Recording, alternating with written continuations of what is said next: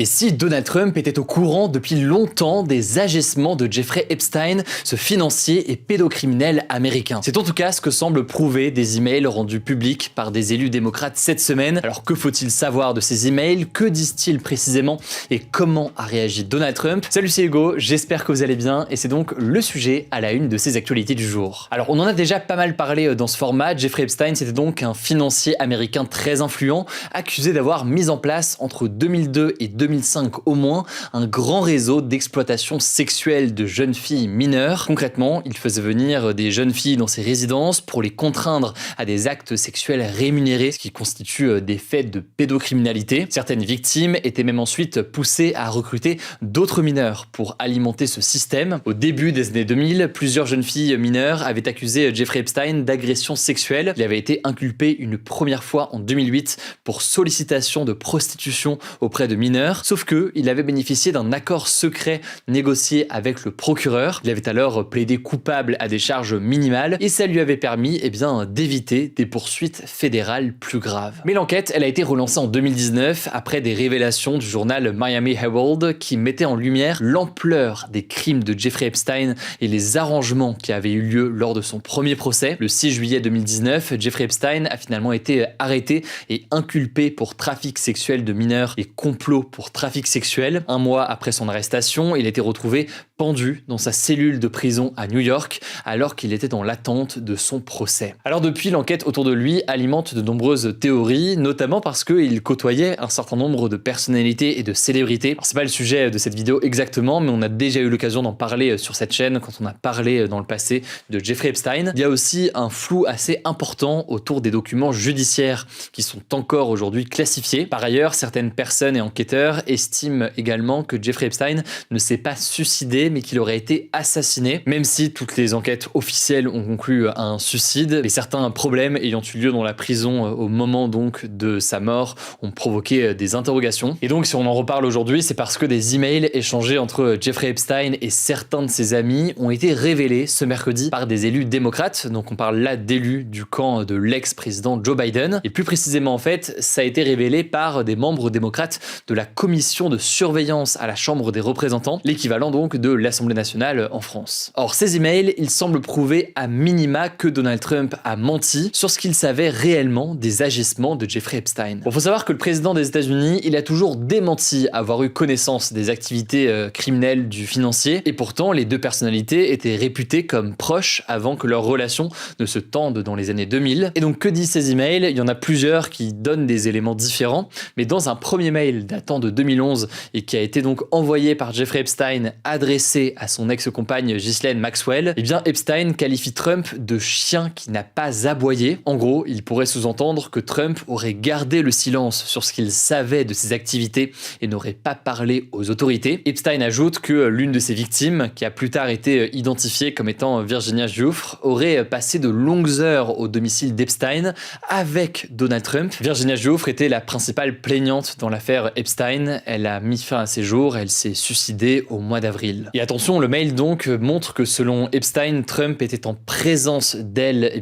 pendant plusieurs heures, mais il faut rester très précis, très factuel ici. Le mail ne dit pas pour autant qu'il y a eu quelconque contact direct entre Donald Trump et cette personne. Bon, le deuxième mail, il date de 2015, c'est un échange entre Epstein et le journaliste Michael Wolff qui a interviewé Epstein pendant plus d'une centaine d'heures en 2017 dans le cadre d'un projet de livre sur le pouvoir, sur les médias et les élites américaines. Et donc dans ces échanges de mails datant de 2015 qui ont été envoyés avant un débat du Parti républicain sur CNN, Wolff explique que la chaîne, donc CNN, a prévu d'interroger Trump sur ses liens avec Epstein. Epstein lui demande alors des conseils sur ce qu'il doit faire et Michael Wolff, qui au passage est connu pour avoir écrit plusieurs livres critiques de Trump, conseille alors à Epstein, je cite, de le laisser se pendre, autrement dit de le laisser s'enfoncer tout seul s'il niait avoir fréquenté Epstein. Bon, et le dernier échange, c'est peut-être le plus important, il date de 2019, c'est à nouveau une discussion entre Epstein et le journaliste Wolff, une discussion dans laquelle Epstein évoque plus explicitement la connaissance par Trump des agissements d'Epstein. Le criminel sexuel américain écrit notamment, je cite, « Bien sûr, il savait au sujet des filles puisqu'il a demandé à Ghislaine d'arrêter ». Fin de citation. À noter enfin que ces révélations, elles font écho à une autre affaire plus récente dont on a déjà parlé. En juillet dernier, le Wall Street Journal révélait l'existence d'une lettre, une lettre à tonalité suggestive signée par Donald Trump lui-même et extraite d'une sorte de livre d'or qui rassemblait les messages de proches d'associés de Epstein à l'occasion de son 50e anniversaire en 2003. La lettre en question contient plusieurs lignes de texte tapées à la machine, encadrées par le dessin d'une femme nue dessinée au marqueur noir. D'après le Wall Street Journal, la signature Donald se trouve sous la taille du personnage, suggérant un pubis. Le texte se conclut par la formule suivante, « Joyeux anniversaire et que chaque jour, je cite, soit un nouveau secret merveilleux ». Fin de citation. Alors comment est-ce que Trump a réagi à tout ça? Eh bien, premièrement, la Maison-Blanche a immédiatement réagi, qualifiant ces révélations,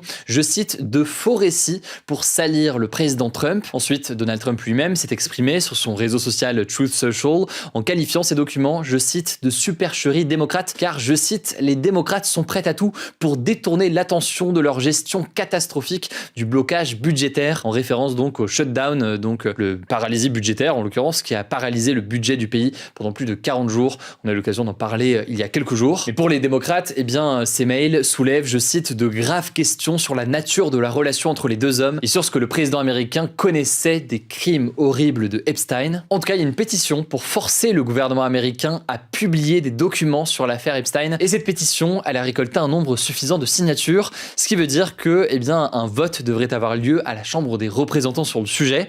Et ça pourrait potentiellement pousser, eh bien, le gouvernement à publier davantage de documents sur cette affaire. Voilà donc ce que l'on sait sur cette affaire importante. Pour tous les nouveaux, je rappelle que vous pouvez retrouver ce format d'actu du jour, mais aussi des actualités culturelles ou encore toutes nos interviews, toutes les interviews que j'ai la chance de faire en ce moment, directement en podcast, directement sur le même flux, le même fil. Vous tapez Hugo Décrypte sur Spotify, Apple Podcast ou autre, vous vous abonnez en un clic et comme ça vous recevez l'essentiel de l'actualité. D'ailleurs, si vous écoutez en podcast, n'hésitez pas à mettre 5 étoiles, ça nous aide beaucoup. Allez, je laisse la parole à Elie-Sarah pour le reste de l'actualité et je reviens juste après. Merci Hugo et bonjour à tous. On reste dans l'affaire Epstein aux États-Unis avec cette actu. Donald Trump a retiré publiquement son soutien à Marjorie Taylor Greene, une élue républicaine de l'État de Géorgie et figure emblématique du mouvement MAGA du président américain. Alors le lien avec l'affaire Epstein, c'est que Marjorie Taylor Greene a critiqué ouvertement la gestion de l'affaire par Donald Trump et lui a reproché de manquer de transparence. Dans un message publié sur son réseau Truth Social, Donald Trump a qualifié l'élue républicaine de, je cite, folle furieuse, ayant viré à l'extrême gauche. Pour Trump, l'élue républicaine agirait par vengeance, car le président n'aurait pas répondu à ses appels et ne l'aurait pas soutenu pour devenir gouverneur et entrer au Sénat. Marjorie Taylor Greene a réfuté ces accusations, déclarant avoir consacré beaucoup trop de temps précieux et beaucoup trop d'argent à soutenir Donald Trump. Selon elle, le président ferait d'elle un exemple pour effrayer tous les républicains à voter pour la publication des documents de l'affaire Epstein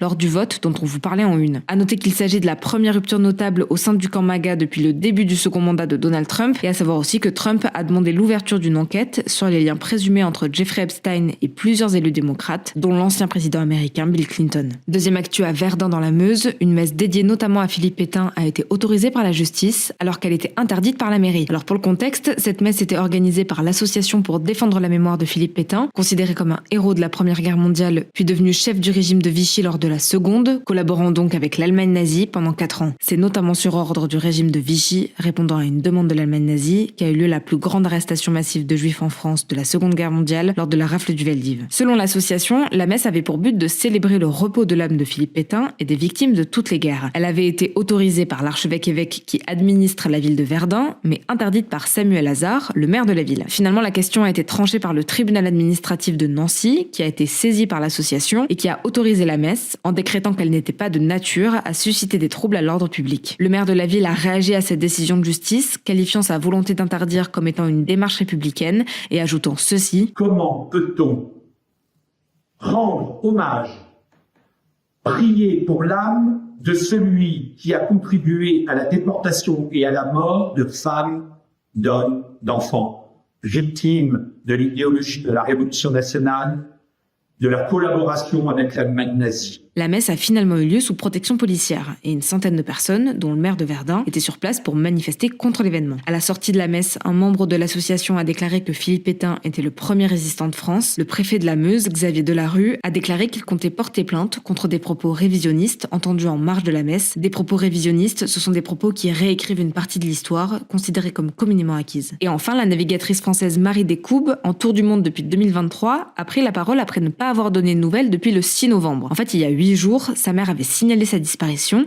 La skippeuse aurait dû arriver le 6 novembre aux Bermudes, au large des États-Unis, pour une escale de ravitaillement. Mais ce jour-là, aucun signe de la Française et de son compagnon de navigation, l'Américain Nathan Perrins. Le dernier message du skipper indiquait qu'il se trouvait à 16 heures des Bermudes et qu'ils avaient besoin de carburant, puis leur signal GPS a cessé d'émettre. À noter cependant qu'aucun des deux skippers n'avait activé une balise de détresse. Le signalement de la mère de Marie Descoubes avait fait le tour des médias, ce que la navigatrice a découvert en mettant finalement pied à terre à Porto Rico ce vendredi. Dans un message publié sur Facebook, elle raconte qu'à cause des vents contraires, il devenait difficile d'atteindre les Bermudes et qu'ils ont donc continué directement vers Porto Rico. La navigatrice s'est également excusée pour l'inquiétude causée malgré elle et poursuit son tour du monde. Merci beaucoup Elisara pour ces actualités. Alors je le disais, pour suivre nos interviews et nos actualités culturelles, rendez-vous directement en podcast. Vous tapez Hugo Décrypte sur votre appli et vous allez pouvoir le retrouver. Prenez soin de vous, prenez soin de nos proches et puis on se dit à demain pour une nouvelle vidéo.